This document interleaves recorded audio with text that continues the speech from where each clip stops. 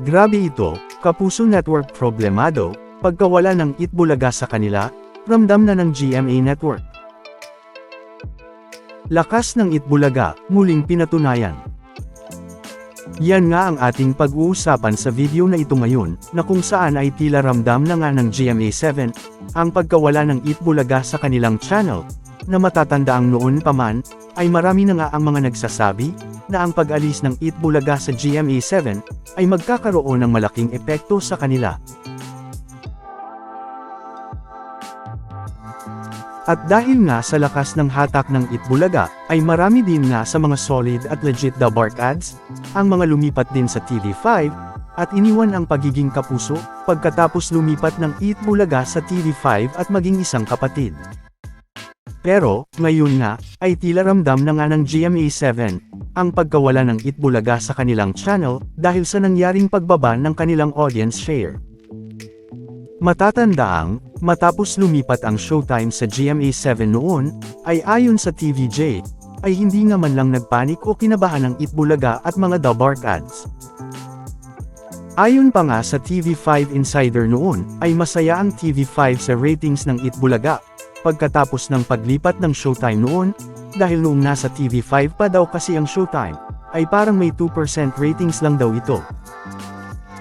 Pero, hindi nga lang yan, dahil taon na ang lumipas nang umalis ang Itbulaga sa GMA7, ay tila ramdam na nga ng mismong Kapuso Network, ang pagkawalan ng Itbulaga sa GMA7. Sa katunayan nga, ay ayon sa Rappler, ay ayon sa opisyal na taunang rating ng Nielsen, na habang halos pareho ang audience share ng GMA7 noong 2022 at 2023, ay tumaas naman ng ilang percentage points ang share ng TV5. Na kung saan ay mababasa ngang, according to official Nielsen annual rating seen by Rappler, while GMA Channel 7's audience share stayed almost the same in 2022 and 2023, TV5's share has gone up by a couple of percentage points. Hindi pa nga natapos dyan, dahil ayon naman sa article mula Bilyonaryo, at sa mababasa sa headline dito, ay unti-unti nang umaangat si MVP o si Mr. Manny V. Pangilinan, ang TV5 at ang RPTV, sa TV Wars laban sa GMA. Ayon pa nga dito na, kahit na maituturing na ang GMA Network pa rin ang hari ng Free TV, ay tila medyo shaky na nga ang korona na ito ng GMA7, dahil sa patuloy na paghakot at pag-angkin ni MVP o ng TV5 ng audience. Na mababasa nga dito na, GMA Network may still be the king of the free TV jungle, but the crown's looking a little shaky, as Bilyonaryo Manny V. Pangilinan's media beast keeps eating into its audience. According to its latest annual report, GMA, led by Bilyonaryo Gilberto Duavet Jr., saw its national audience share drop to 42.8% in 2024, a 5.3% dip from its 2023 high of 45.2%. Na makikita nga ang talaga namang pagbaba ng national audience share ng GMA7, na bumaba sa 5.3%. Dahil mula nga sa 45.2% noong 2023, ay naging 42.8% na lang ito. Ayon pa dito na, Nielsen data also showed, its once mighty household rating slipping to 8.6%, a modest but telling 10% decline. And it wasn't just GMA that took a hit. GTV, its not-so-hot sister channel, also stumbled hard. Audience share slid by 7.5% to 9.7%, while household ratings fell by 14% to 1.9%. Na makikita nga dito, na hindi nga lang ang GMA Network ang bumaba ang audience share, dahil kahit nga ang GTV, ay makikitang bumaba din ang audience share, ng 7.5% hanggang 9.7%, habang bumaba naman ang kanilang household ratings ng 14% hanggang 1.9%.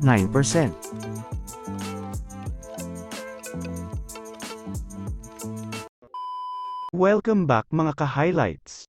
Bago tayo magpatuloy ay maaaring mag-subscribe at i-click ang notification bell para updated kayo sa mga susunod pang videos, at paki-like na rin ang video, share at mag-comment na rin. Maraming salamat po.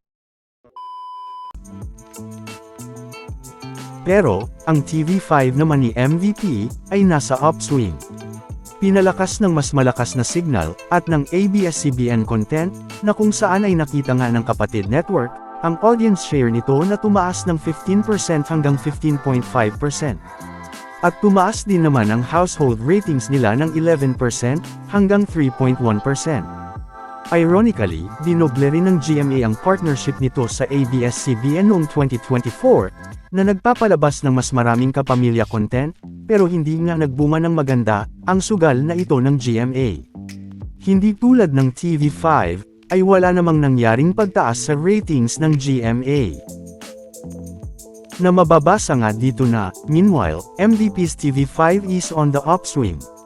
Boosted by a stronger signal and juiced up ABS-CBN content, the kapatid network saw its audience share shoot up by 15% to 15.5%. Household ratings also rose 11% to 3.1%. Ironically, GMA also doubled down on its ABS-CBN partnership in 2024, airing more kapamilya content, but the gamble didn't pay off.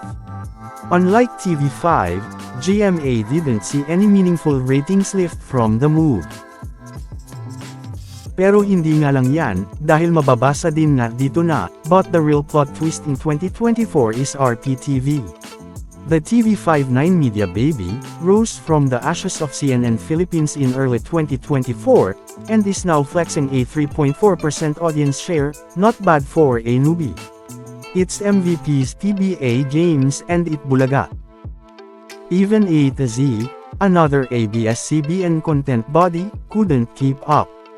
Its audience share dropped 16% to 5.9%, leaving it in 4th place and clearly feeling the heat. Na kung saan, ay hindi nga lang ang GMA at GTV, ang nakaranas ng pagbaba ng audience share at household ratings noong 2024, dahil ayon din nga dito, ay kahit nga ang A to Z, ay makikitang bumaba din ang audience share nito ng 16% hanggang 5.9%. Pero ang RPTV naman, na kung saan ay napapanood din ng Itbulaga at PBA Games, ay flinex nga ang 3.4% na audience share nila, na hindi nga daw masama para sa isang newbie. Hindi man aminin ng ilan, na may malaki talagang ambag ang Itbulaga sa kabuoang TV network, dahil sa lakas ng hatak nito sa mga tao, at sa mga solid at legit daw bark ads na lumipat din sa TV5 dahil sa Itbulaga. Na kung saan ay makikita nga dito ang pagbaba ng audience share at household ratings ng GMA, GTV at maging ng A to Z. Pero, kabaliktaran naman para sa kapatid network, dahil sa unti-unti namang pag-angat at pagtaas ng TV5. Sa katunayan nga, ay kahit sa YouTube livestream ng EB, ay makikita pa rin dito ang lakas ng Itbulaga. Na kung saan, ay makikita ngang 2 oras pagkatapos magsimula ang YouTube livestream ng Itbulaga, ay makikitang may mahigit 116k ang dami ng nanonood dito. At sa kaparehong oras, ay makikitang may mahigit 50k naman ang dami ng nanonood sa YouTube livestream ng Showtime. Na isa nga lang sa mga patunay, kung gaano kalakas ang Itbulaga. Samantala, ano naman ang mga masasabi nyo, patungkol sa mga napag-usapan natin, sa video na ito?